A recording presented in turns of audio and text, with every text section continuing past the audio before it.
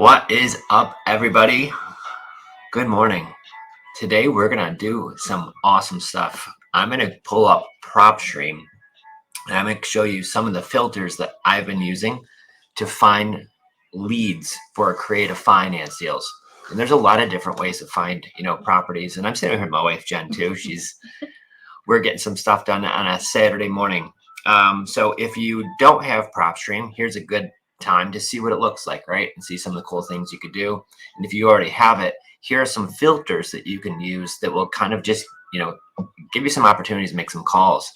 And this works anywhere around the country. Some areas might be better than others, depending on how big the market is, but that's what it does. So with that being the case, I'm going to go over those filters right now. I would say I started doing this, I don't even know, probably about a little over a year and a half ago. We got on Propstream, and it was just cool, some of the filters that you can do. And originally when we got on there, I was looking for houses that had a lot of equity.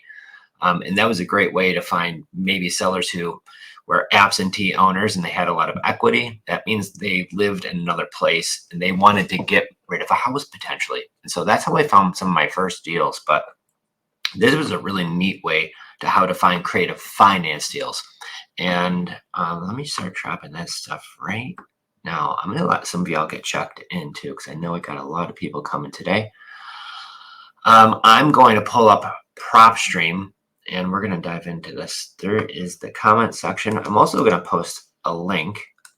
If you don't have Propstream, here's a 7-day free trial. That's our affiliate link. So if you use that, you can check it out for 7 days, use some of these filters. And if you like it, I don't know, it costs maybe $100 a month, but it's like Zillow like with a ton more stuff to it. We could see past sales. You could see mortgage history. I could see a lot of times what their interest rate is or what their payment is, how much they owe on their mortgage. So it does a lot of cool things. And that's why I really like Propstream. So I'm going to share my screen. Here we go. Okay. So what I'm doing right now is I'm on Propstream. And one of the cool things it does is when you sign in, there's the whole country. We're going to check out Orlando today. Okay. Orlando is one of those markets where there's a lot of things going on there. It's a big metro. You've got some tourism there with Disney and Universal. It's a great spot just to vacation with families. Whole lot of events there. It's pretty cool. So I'm going to check out Orlando. And the one thing I like about this before I start putting in any searches in Propstream, this is what Propstream looks like too. When you log in, they give you your own login name. You make one.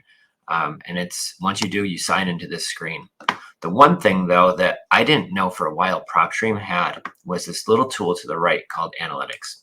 Now, when you click on this, this is going to start diving into like rental values, price growth, MLS stats.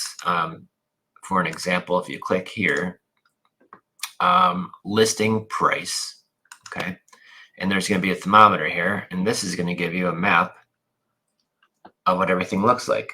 So when you look at this, you're going to see obviously some areas are probably more expensive than others based on what's going on there.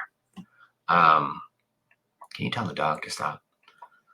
When you have this hot spot here, and you could see by the temperature gauge, but you could also see where maybe some more affordable things are, right?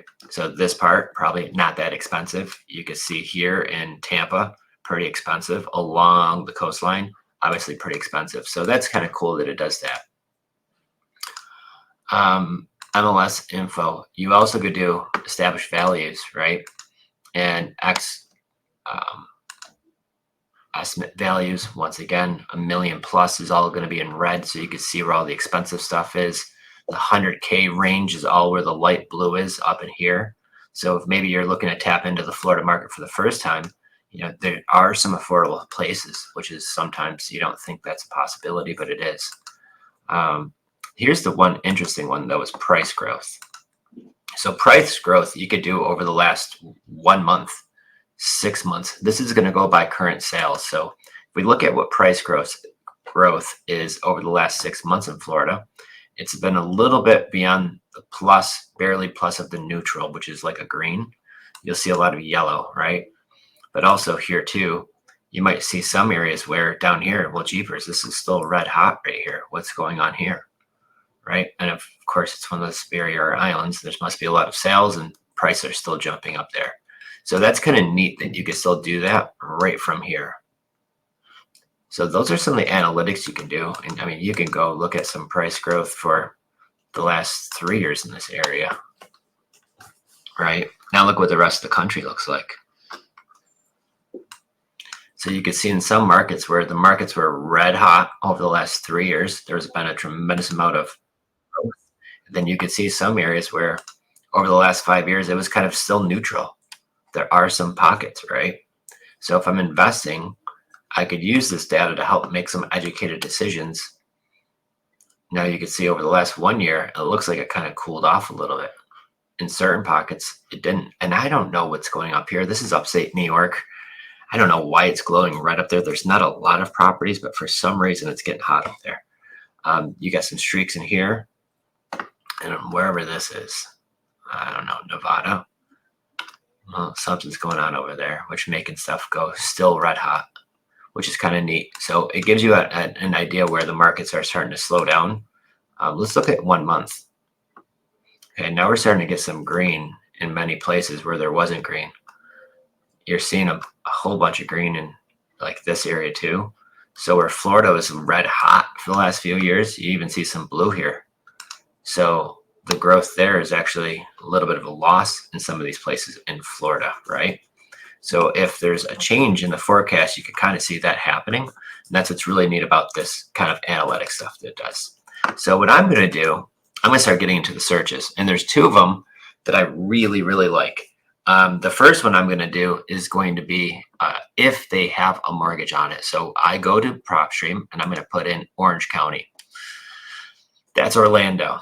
Now, here's the neat thing here to the right. You're going to see there are 481,000 properties Propstream's recognizing in that county. So the next thing we're going to look at is property characteristics. Now, don't get me wrong. You could change this. This is just what I'm going to do today and right now. But I'm going to look for residential properties. I'm going to look for single family homes. Because I'm looking to buy single family homes that I can do this. It works for multifamily too. You could do it many different ways. MLS status, I search for ones that are currently on the market, active. Now I could do 30 days on market, right? So they've got to be on the market for at least 30 days. So what does that mean and why? You don't have to even have that there depending on your feedback of what you're getting. So I like to have a individual who owns the property or a trust. Now you can see when I start putting in these filters, there's 749. So there's 749 properties, once again, that they have on the market. Single family homes, right? Now what I do is I could go down to valuation.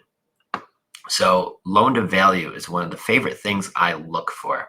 So loan to value means if they have a loan on it, sometimes they don't have a lot of equity. So that's what I look for there. So the minimum loan to value means I could put 80% there. Now this means that they owe close to what they're perceiving the value of the house to be. Now this isn't always accurate, but it does narrow down that field. Now, also too, what I like, there's a lot of times where, especially now, I'm running into some sellers who maybe just bought 6 months ago, and they have a high 6% rate, 8% rate we've seen. And sometimes those are just too hard. The payment's too high.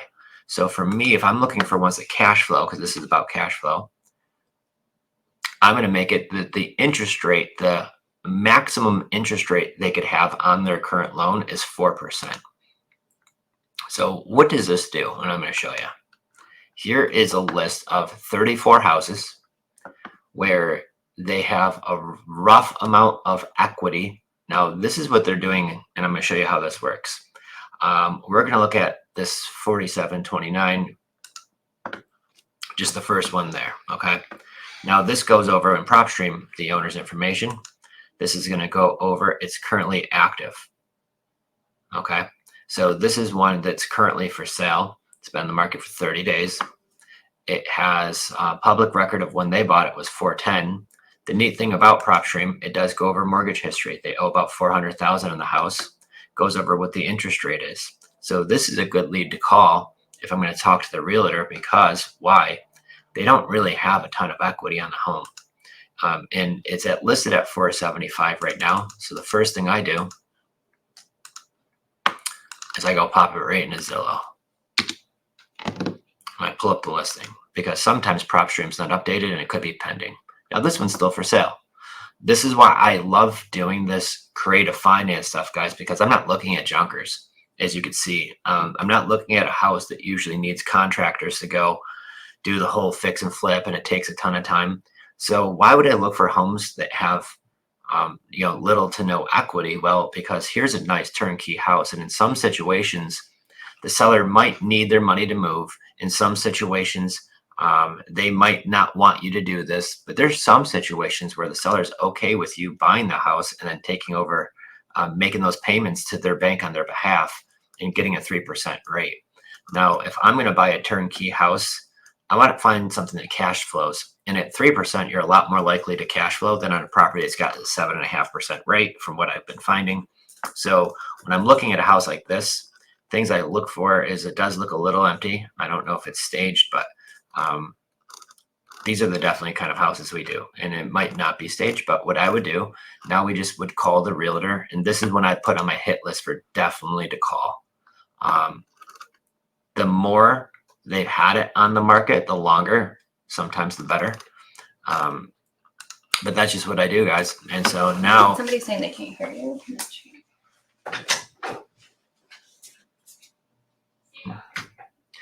So now I'm going to look at the next bunch of houses going down. Like here's one. So I'm going to look at the next bunch of houses going down. Okay. Working here. Okay. We're having a technical difficulty with the main event. That one's not streaming, so. It's all right. Yeah. Okay. So the next house that I'm going to look at is the one here on Bayside Drive.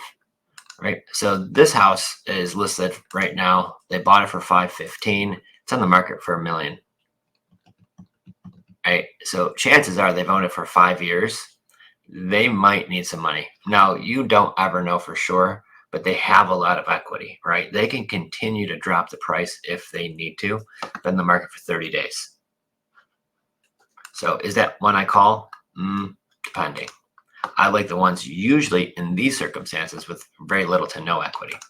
So here's one active once again. They bought it for way back when for $613,000. The price right now is $1.5 million. And when you look at your mortgage history, it shows they actually owe,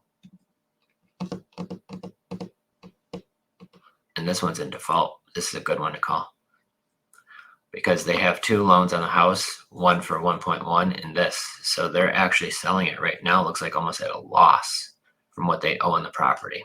So this is one, maybe they took some extra loans out against it. And now the second one is in default, and that could be causing some issues, right?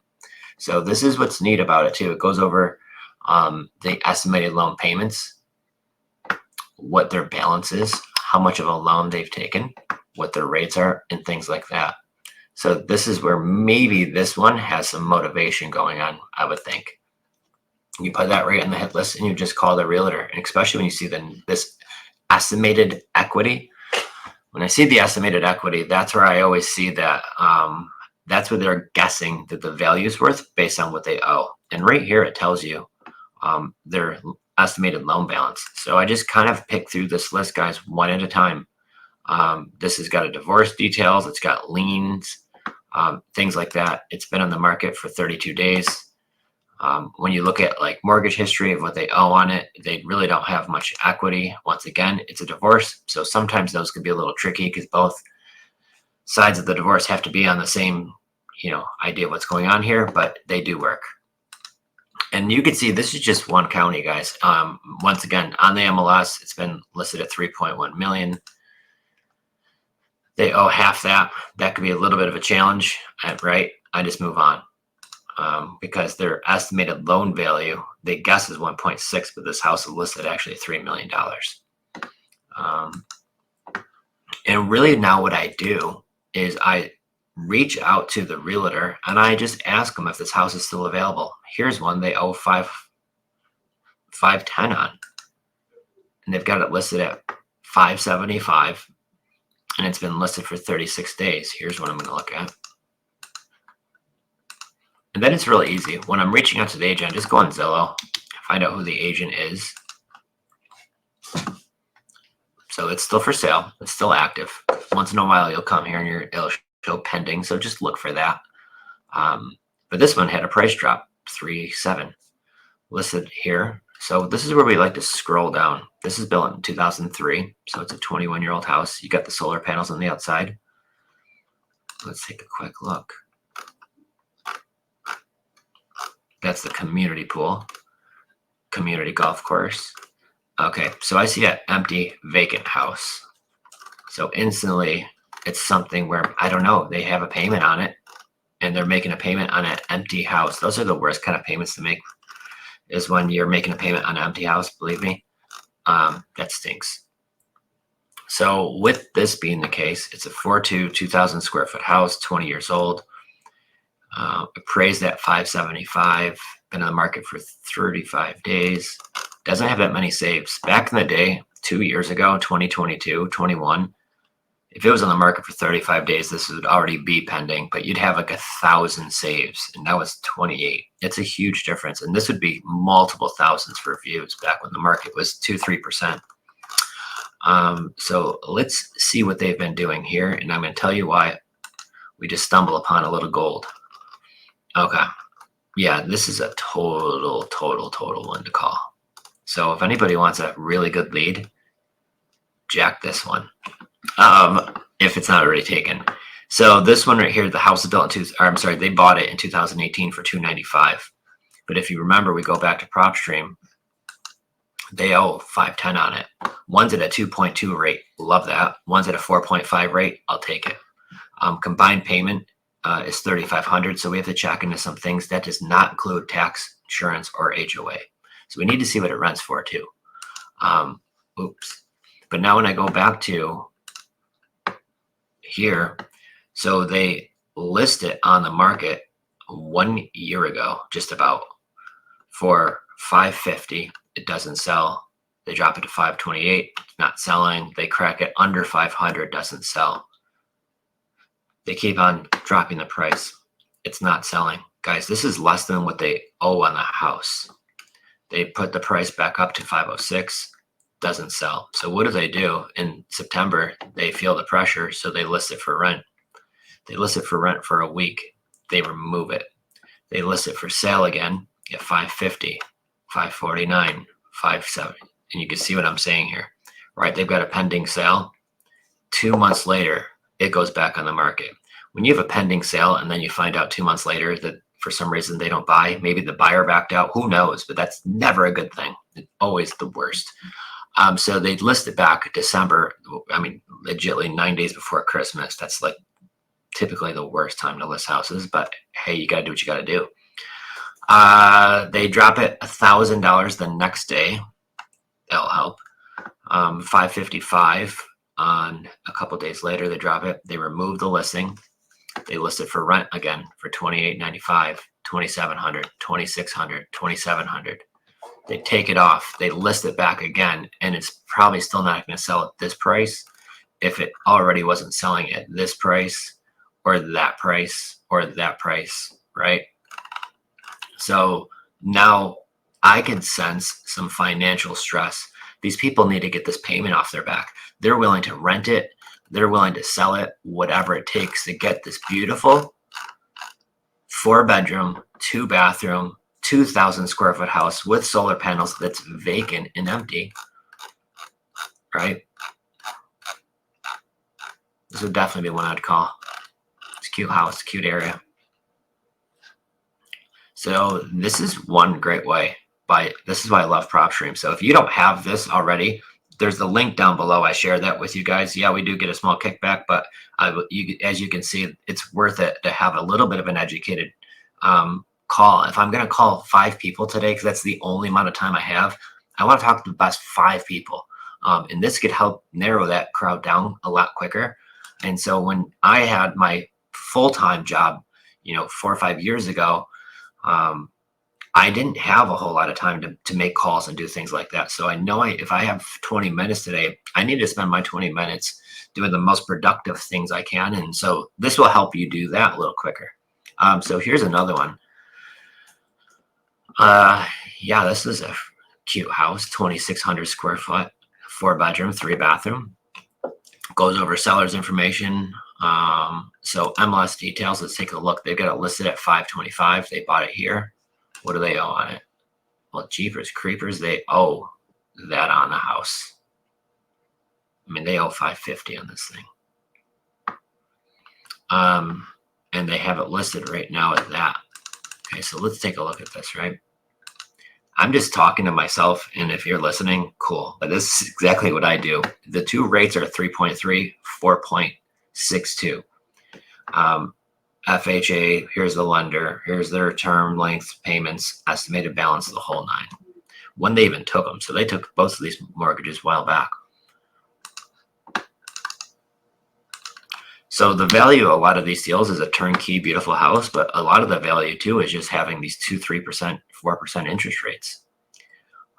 Okay, I think we could all agree that's a cute place. Decent kitchen, nice bathroom, open plan. There's the office where you could sit here and do all your stuff, buy houses, right? You got the upstairs, the laundry room. Yeah, nothing wrong with this. Pool in the backyard. Yeah, who doesn't want a pool house in Florida? Okay, so 4-bedroom. Now here's where I go. They just had a price drop a few weeks ago. They took off $25,000. It's been on the market for 37 days, 59 views. Still not a lot. Here's the thing when you're selling a house, though, you just need one good one. You don't need 50 people buying your house. You just need one good one. But here's what's happening here. They listed February for $550, just not selling, so they just did a price drop. They were listing it for pretty close to what they owe on it, just about what they owe on it. And then they just did a price drop. So these folks might be a little underwater, right? So this is an opportunity to call. However, this is the thing that's going to also help you with Propstream. You want to verify the information is accurate, but your payment here is about $2,900 before you add in tax. Your tax, it'll go over $3,800 a year. What's the insurance going to cost you? And then what's the HOA going to cost you? So when you add in the tax, the HOA, the insurance, and then those 2 payments, I could also kind of just do a brief look on the map to see what this area rents for by just doing the search of what rentals go for. And I know I'm going to have a payment, pretty high. And if I'm looking at houses like this are renting for $2,500 and my payment's $4,000, if they do say yes, is that probably the most productive call to be on? Hard to say, but probably wouldn't be. Maybe you could help them, but if you can't make money as a long-term rental, you don't want to buy it with, the idea, I'm going to make money doing a short-term rental, so that's okay. Because if the county comes in or town or the state or regulations change and you can't Airbnb it there anymore for short-term and midterm, or the HOA has a change of policy and you have to rent it long-term, you want to make sure you could at least break even. I want a cash flow on those. That's why I'm looking for deals with low rates, but you got to at least break even. Worst case scenario. But if you're losing $1,000 a month just to make a deal, I don't like those deals. So you want to kind of verify that information, and you could do it quickly by knowing, once again, adding up these 2 payments, adding up the tax. If you get an idea what the HOA is, and usually in the listing, it probably will say somewhere HOA is $84 a month. And then the insurance, here's the one thing too. Let me see if it's on here. Yeah. It shows you here taxes and insurance, but it's just a rough idea. I mean, they're never really that right. On the app on your phone, it does it too. And it'll tell you like what the HOA is. principal, interest, but you can see your payment here. This is if you're putting down a bunch of money too. That's not accurate to what your payment would be if you take it over with a wrapper sub two. Okay, on to the next one. And as you can see, this is just one county. I could be here for an hour, 2 hours. And what I do now, here's what I do. Just so we're on the same page. Instead of trying to message them one by one, I take down the 10 that I like, 15 that I like, that I've scrolled through. And so my system's probably not going to be easier for you, but it is pretty easy for me. And all I do is when I click on one I like it, I leave the tab open on the top of my desktop here of the ones that I like that I want to call. Then after I've gone through 34 and there's 12, 15 I want to call, I've got 12 or 15 tabs open. Then all I do on each one is I go to the realtor and I find their cell phone number. And most of the time it's on Zillow. And if it's not, I just Google their name and where they work for, and it pop up their cell phone number. Then I just simply send them a text message. And the text message reads, I'm going to tell you what I use. Use whatever you want. That's fine. But hey, John, my name is Joe and my wife is Jen. We came across one of your listings on Zillow at 125 Apple Street. Is that still available, or did you sell it already? Just what I said. And then therefore now you're going to start getting some text back, and they're going to tell you yes, they're going to tell you no. I always ask, like, this place is so cute, how come it hasn't sold yet? Right? And then we start talking about it, and then we could propose the idea of seller financing, but we want to find out sometimes what the situation is, and every time I'm still going to bring it up and propose that that's an offer. But before I do that, what did I do? I know what the payment is roughly. I know what's going on, what they want to sell it for, what they bought it for. I know ideally what it could rent for. So I know that if they do say yes, like this one's got 2 mortgages, but they're both pretty low rates. So when you add up the 2 payments together, could this be a deal? Possibly. You got to look into it. But they want $799 for it, and they don't owe much less than that, guys. And if a seller, yeah, babe, we might be moving to Orlando. Look at these deals. This looks like a sharp house. All right, nobody steal this one. I might want to buy this one. Okay, so it is a 5-bedroom, 3-bathroom, 3,000 square feet. Y'all got all come down. Built in 2022. They just did a price drop. And here's where the trouble lies. It's a $799,000, $800,000 sale. But once again, when you add up the 2 numbers of what they owe on this thing, they really don't have very much equity, and they can't afford to drop it a whole lot more. So now what do I see? Once again, one of my favorite things, I see an empty house. Okay, so this is a vacant house somebody's making a payment on that they don't have anybody renting it from them. They're not living there. These folks are gone. And it's an empty house, and you're making that kind of payment on it per month, because what's your payment? Right? $3,200 a month. Plus you got your taxes on top of that of another $9,000. It's an $800,000 house. So, okay, it's not going to be free, but you also pay insurance, HOA. So now you've probably got a pretty big payment. I mean, it's a 3,000 square foot house in Florida with a pool. It's got the big slider. Nice place. Empty. This is a heck of a good lead right here. Right? And so when we do, I always like to ask if there are any HOA restrictions and things like that, but that's a big, sweet, sweet house. So if anybody makes any deals off of this, what I'm doing today, I at least get half. Just on the ones I'm pulling up, okay? If you get your own, then that's you. Here's another one. Let's take a look. Okay, it's a 4.3. It's 3,700 square feet, built in 2014. They bought it for $400. They have it listed at $400 or almost $800. And what do they owe on it? Jeepers creepers. So they've got 3 loans. One is at 6. These 2 are at 4 and 2. So that's going to be 6. So probably like $680 is what they owe on this thing. Add up them 3 payments plus taxes, insurance. What can I rent it for? Is this worth something even to call? I will tell you, sometimes the kiss of death is when you have all these payments. When you see the more mortgages here, they're probably going to be more distressed because they keep borrowing money against the property, probably to just stay afloat, right? And you can see the rates have obviously jumped up too. But if you can make the deals work, do it. I mean, shoot, it's a nice looking house. Let's see what this one looks like. MLS details, active 52 days. It's listed for $725. Once again, they've got 3 mortgages. And boy, another one. So this keeps on kind of showing the point. I don't know if they took all 3 kind of like in a few months apart. So I don't know if that was something when they're buying the house or what that was they were doing, but that's what's happening there. The neat thing about Propstream too, linked properties. This shows all the other properties they own too, where they are, their values, their current loan amounts, if they're occupied or vacant. So it has all that kind of stuff on there too. That's why I love Propstream. Okay, so let's take a look here. It's a nice one. And see, I always look for this too, like the little bit of equity. Let's look at this Big Daddy house. Okay. 1.5 million. They owe not a whole lot. Doesn't mean they won't do a deal. They've got 7 properties.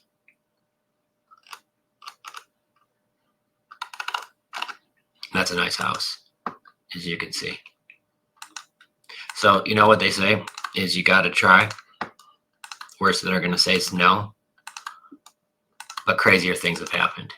So even on a house like that, if I've got time and I'm really looking for deals in this area, still call the agent, still see if they'd entertain seller financing. The good news is if they have a lot of equity, that means they don't owe a whole lot. If they don't owe a whole lot, you could probably, get a much lower payment than if they did owe a whole lot more. So don't not try on those is my point of view.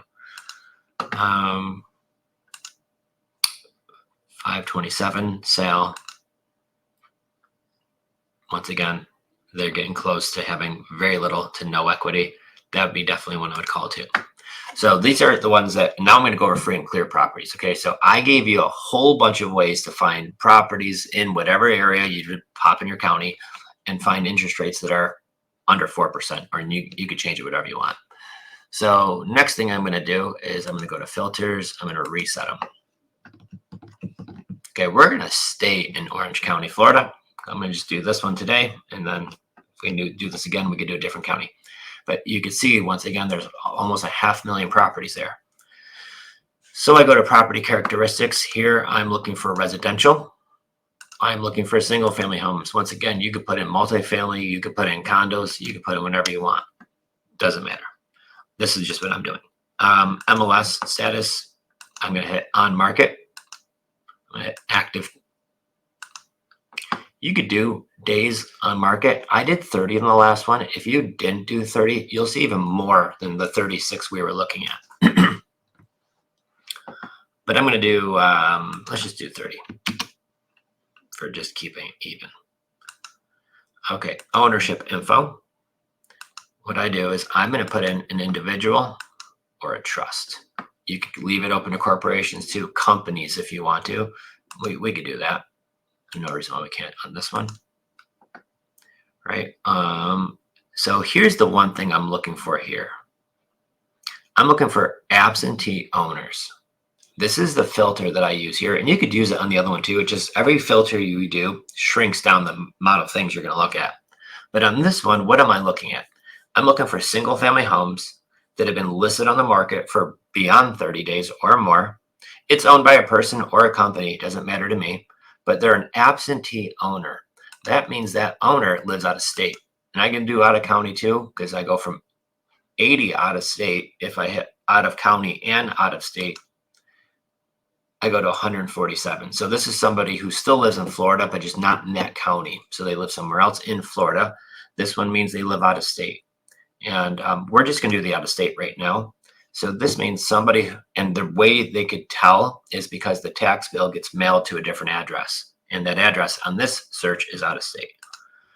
So that's what I look for here. And now I'm going to go to mortgage info. I want all the free and clear houses. These are houses where they don't owe a dime on it. Okay. One other thing too, I forgot to put in there, ownership. I put 1 year of ownership. This gets rid of some of the people who are fixing and flipping it. bought it cash and they're just going to fix and flip it. So I'm not trying to target them for me in this search. So lo and behold, if I just do that search, I've got 38, which is about what I had in the last search. So what does that mean between free and clear properties and the ones that have mortgages? There's darn near close to 80 leads in just Orange County, Florida that I can call. Now, why do I love this list? Because this house is listed with an agent. When I'm explaining to agents that I'm going to buy a house and I'm going to take over the existing mortgage, but still own the property, sometimes they just have a hard time getting their heads around that. Sometimes they do, and then the seller does too. A couple of different obstacles to get to the yes. On this, it's a little bit easier because this is a free and clear property. They don't owe anything on it. Agents understand seller financing when you're just, making the payments and things like that. The number two thing I love about a free and clear property is if I know the area only rents for $3,000 and I look at what their current mortgage is with taxes and everything else, and it's a $3,500 payment, I'm upside down $500 a month. I can't make the deal for negative cash flow. So on a free and clear property, I can make the payment and we can back into that payment whatever we want. Some people look at, it's got to be perfectly amortized over a certain amount of time. Sometimes you could just do, and I've done many times, like I'll pay you $800 a month, and that's going to go towards what I owe you. And therefore, I could back in with my payment with taxes, insurance, and HOA, and all the things, so I could still make sure I could build in cash flow. This is my favorite way to do it. Versus if they have a loan, I'm just going to have to take over whatever that payment is. So here you've got 38 properties. Here's what I do here. Talks about where they live. They live in New York. Okay. Some of these New Yorkers moving down to Florida, buying up our houses. That was me. So here it is. So they bought it for cash. We don't think that's probably that accurate. Who knows? They probably didn't buy for $100. It's going to go over how many properties they own. Now, here's the neat thing about them. This house is listed with an agent. You could just Google this property, or better rate in Zillow.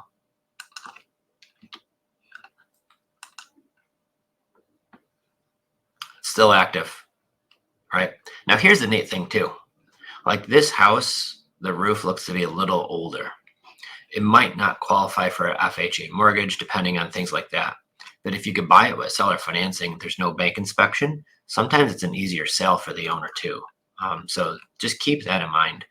So when I scroll down here, here's what I love. Okay, they bought it here for $208. What'd they do to this house? They bought it. The next month later, they listed it for rent. It was a rental for a few years. Now they're looking double their money. They've had it listed now for a month, hasn't sold yet. I would at least call, and it could be one of these things where if I pay top dollar for your house, I could pay more, cover closing costs and commissions if we could do it with seller financing and I could pay that equity and payments. Now, if it's an absentee owner, and this is not their primary residence, this is just probably like a second home to them because they live in New York, this is a good opportunity right here. And I like this too because they only own 2 properties. So it's not like an investor who owns 84 properties and they're trying to, I want 9% and all this stuff. When you're helping people in a situation where I could pay more, but I'm not going to have to pay, more on interest rates, we can make deals. All right, let's look at the next one.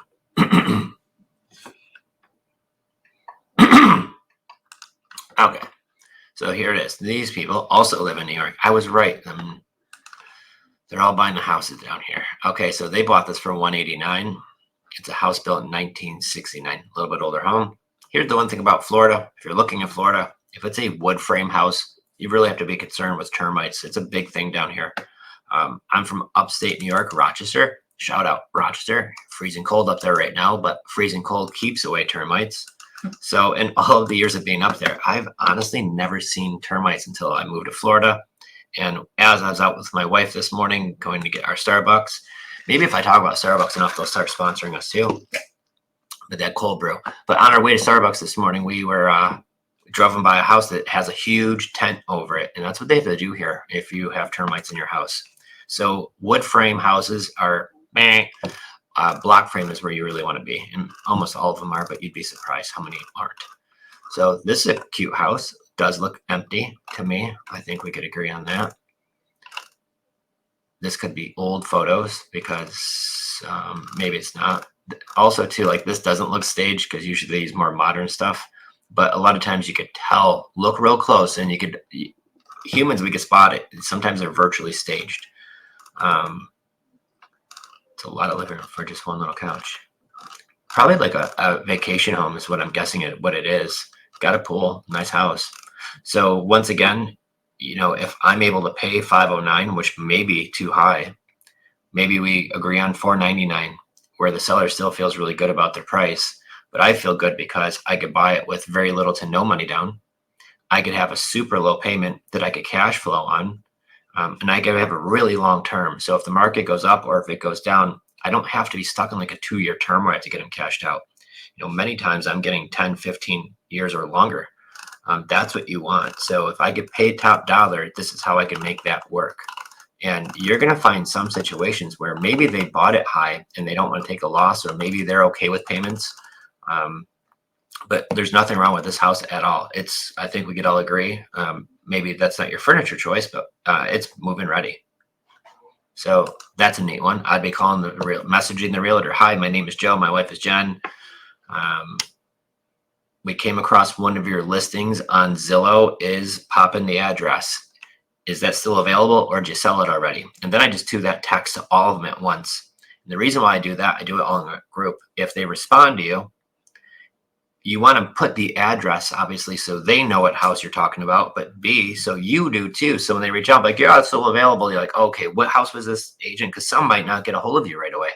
Some might respond right away.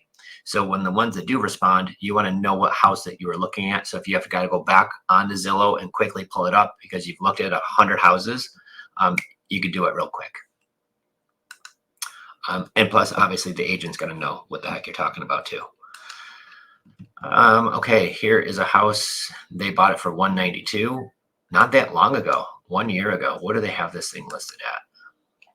Ooh, buddy, $529. So maybe they did a fix and flip on it. Maybe it was a family thing. Who knows? But they have 4 houses. Maybe this is what they do, right? So this could give you the idea of what kind of seller this is just by looking at linked properties. If you see they've got a bunch, you're like, okay, my first brain thought goes, this is an investor. They live up in Massachusetts, but he's got 3 houses in Florida and a second house in Massachusetts. And he's got a pretty sizable portfolio.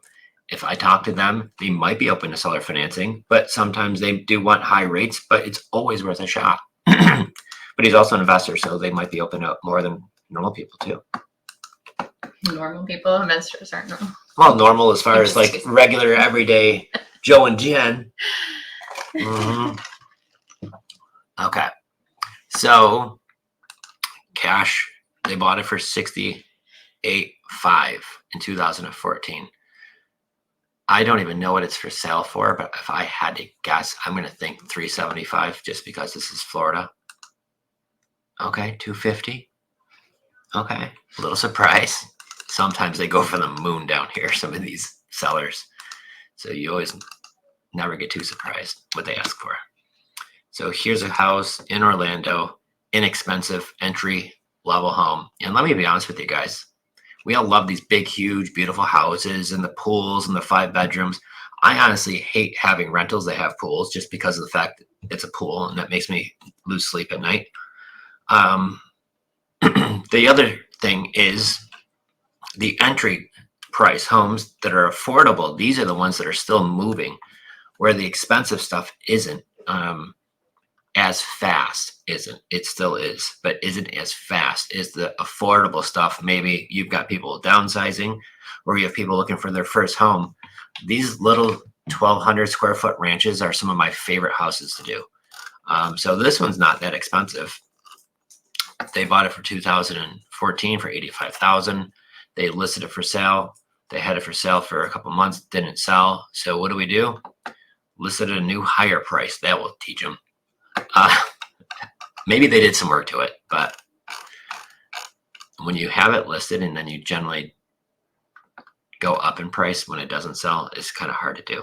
But call the agent, see if they are open to me paying close to that price. And I always tell the agent too, is, you know, that's in the range for what I'm looking for. I'll know more when I come out and see the property. But before I do, I want to make sure that your seller would be open to seller financing. And so you don't have to go look at a bunch of houses that you end up never, oh no, they want to do that after you drove there and spent half an hour with the agent. Okay. Let's see what else we got here. Okay. These folks bought it in 2007 for $200,000. Is my internet just not working? Okay. They bought it for $500,000. They've got it listed for $507,000. That's never good.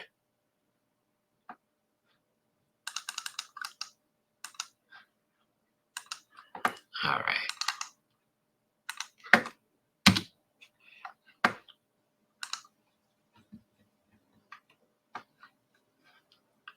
So here's the deal. In the market for 44 days. I'm going to scroll down. I want to see what's going on here. Oh, she's been listed longer than that. Okay. Once again, here's the juice. What does this sign tell you guys? Okay, they bought it for $500,000. 1 month later, they list it for rent for $33.85. This was August 12th, 2022. They dropped it from $33.85. They're holy Toledo. Okay. That's a pretty big drop. So it took 2 months and then they removed it. And it looks like they probably found their renter there, because you could see about a year later is when they listed for rent again for a little bit higher. But look where they finished off at $2,400 almost. And they started off at $3,300. That's $1,000 difference. They had to drop it to get this place rented. So they rent it, then they offer it for rent again for $2,485, $2,460. They decide, the heck with this. We're done trying to be landlords and trying to rent this thing. We're going to put it on the market and sell it. And no, it's not selling. And this is what they bought it for. So do you think you got somebody who's sick and tired of being a landlord? Now let's take a look at this house. Is this house like a junker? Looks cute on the outside. Inside looks nice from what I could see. I mean, shoot, that's fine.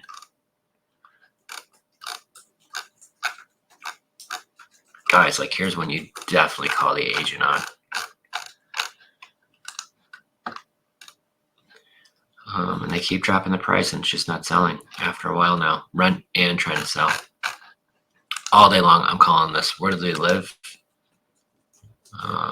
They live in Georgia, and this is an LLC. So I'm calling the agent and I'm going to ask them if they'd be open to terms. Maybe not. How the heck do you own 47,000 property? This is a big, so yeah, I probably wouldn't call the agent on this, because this is probably like a big corporate buyer. I don't know what that is.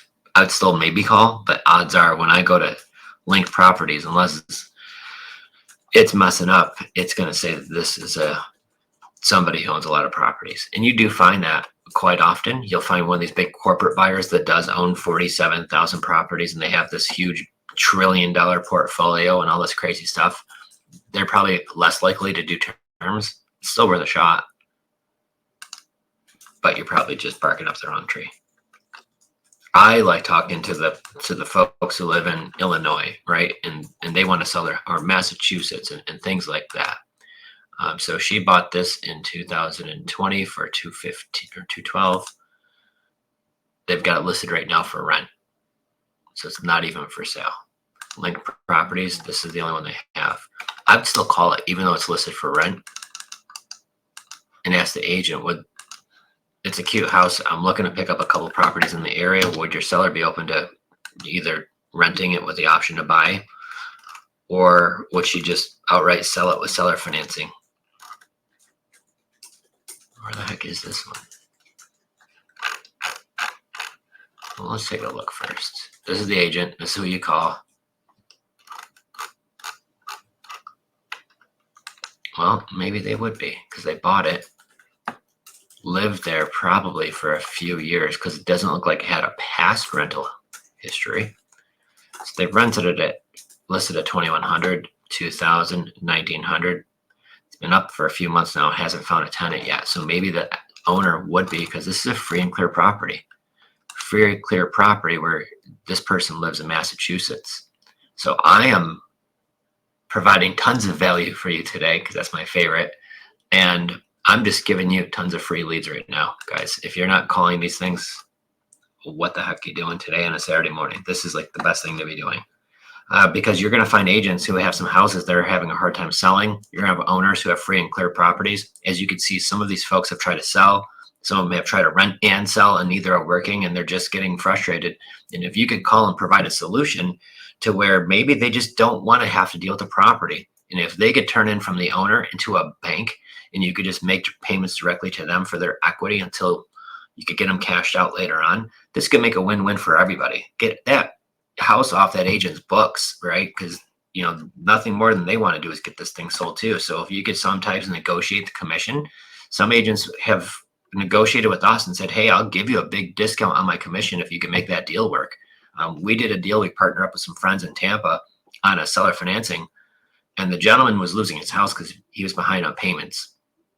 And it was a really tough spot. And the only way we could get the deal done, the agent came to us and said, hey, listen, I will drop a $500,000 home. She dropped her commission to $4,000, and the seller walked away with $2,000 at closing, which was in a situation where it was listed, they were going to take a huge loss. So the fact they actually put a little bit of money in both their pockets and it got sold, so it didn't go into foreclosure, worked out well for everybody. So when you work with the right agents, man, they want to get this thing sold too. So they'll tend to work with you, but those results are not guaranteed because some agents are also very difficult to work with. So you got to find the right fit in the right situation. And it's a numbers game. So you don't always get lucky in your first try, but keep trying. All right, last house. This is a cash sale. Ownership is a company. Oh, I bet you they might own a whole bunch of properties if I had to guess. Yeah, see, they own a ton of properties, and this one's in pre-foreclosure. That's interesting. They don't owe any money on it, but it could be liens or things like that. So this is one, once again, if you do call, it's a huge corporate buyer. Chances are they probably won't do a deal. So here we go, guys. So thank you for tuning in on this Saturday morning. Let me see, do I have any questions? I think I covered everybody. The property just mentioned that is in default. Isn't that default to cash flow if they have a second mortgage?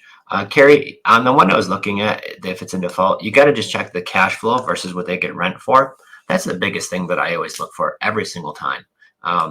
Because there's so many times, you're right, I'll find some deals where what their payment is with everything included is just way higher than what I could rent it for. That's a problem, right? Because I'm looking for properties that I could cash flow on. And once again, if it's in a super hot area and I love the area and I need to have a house over there and the interest rate is 2.5%, but I'm breaking even, somebody like me could probably do that deal. Just knowing that we could break even on it, but I'm looking at like what's the upside of what this potential could be there too. But that's more of a risk tolerance thing that you have to kind of visit all on your own. And that's why this is just for fun. This is just something that I do. I would always make sure that you vet every single deal and have them all closed and looked over by an attorney, because that is crucial to your success. I see so many people try to just piece all of this together who've maybe never done a deal before.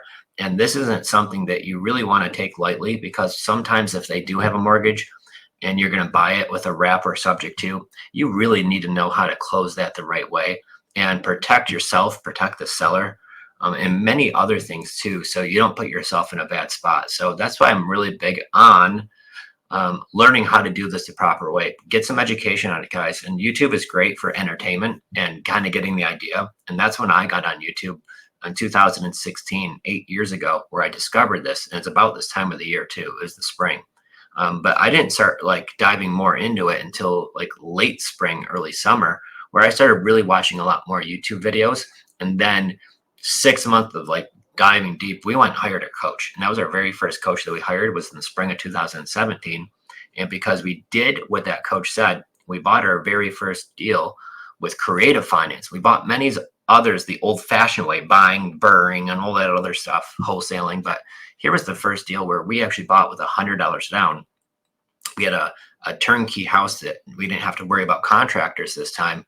And we had a 0% mortgage because it was a free and clear property. So once we did that deal, Jenn shared that Instagram post not too long ago. I was like smiling ear to ear. But when we did that first deal, that really kind of paves the way of like, wow, we could really do a lot more of these deals, and we could pay sellers more for the property. And the guy who sold us that house loved the terms that we agreed on because he got his number. He got his number for his house that he wanted. He didn't want to sell it on the market. He just wanted to be able to sell it quick and easy, and didn't want a lowball offer. And he was like, this is my price. This is what I want for it, which we still got a good deal on it. But the fact that we could buy it with only $100 down, this is why I love those free and clear properties. Now, I'm going to do as a disclaimer, all of the properties that we just looked at today are all what? That's right. They're all listed with a realtor. So if they're listed with a realtor, there's going to be your cost of you getting into the deal is going to be higher, because now you're going to add some type of real estate commission to it. So I'm looking in Florida where houses are. You could see them all. They're $500,000-ish up to $1.5 million. If you're in the middle of, Ohio, and you're looking at $100,000 home, your commission there could be only a few $1,000s. So where you're looking is also going to make a difference. So I just used Orlando today, but just keep in consideration, the realtor is going to want to get paid for still being a part of the deal. And we've done them this way too. So you just could talk to them about what their commission would look like. And, if it's a house that's been listed for a little while, the realtors are usually pretty awesome about trying to help out their seller. And that's the name of the game, guys. We're here to help sellers. Yes, it's not a bad word to make a little money along the way. But if we could offer a strategy where everybody feels good and nobody's feeling icky because of some low offer, and we could, do the deal all together, it really aligns to what we love to do. So if you ever need more questions or stuff like that, don't forget, we also go live every Tuesday on our podcast, Creative Finance Playbook. And we share a ton of things that we're doing. We're interviewing some of our clients who maybe have just started in our coaching program, and they're doing really well too. We just dropped a really great one a week and a half ago, and with some of our current clients who are just absolutely crushing it. So I recommend checking out that podcast too, because that was a really great one. And we've got a bunch more coming. Don't worry. And we're actually thinking of adding a second podcast during the week, which we've been kicking around. We just got back from a really awesome mastermind, and we're kicking around some really cool ideas for possibly that second one coming soon. Yeah.